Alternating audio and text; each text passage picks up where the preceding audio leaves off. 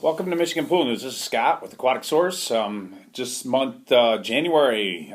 Happy New Year 2014.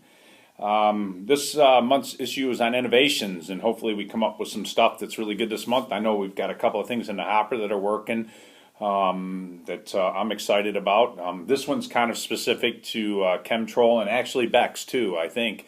As we're not as familiar with Beck's, but we understand that it has the same capabilities.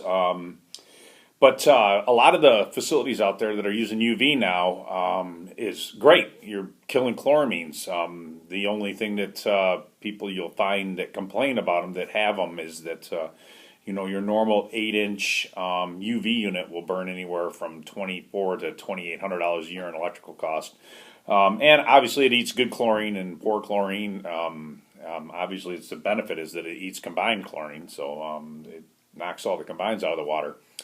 Chemtrol, we worked with Chemtrol just recently, and actually with ETS, Engineered Treatment Systems, with their new Spectra panel on their UV systems, and what we found is that we can actually attach a ppm probe to the Chemtrol that reads parts per million. Most of them are oxidation reduction potential, so we leave both probes in there. We use the ORP to keep the chlorine running, and then we put the ppm probe in there to check when there's a call for demand for chlorine also.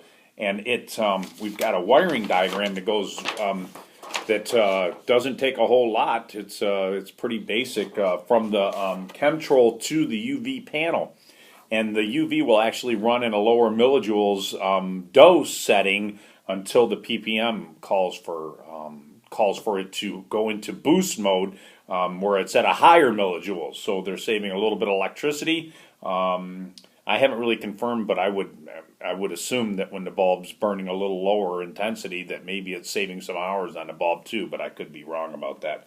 But as far as innovations, I think it's a great thing to have UV for one, and two, to be using it efficiently instead of just wasting energy continuously as the unit's working. So one of the innovations for 2014. I'm sure there'll be more. Thanks for viewing Michigan Pool News.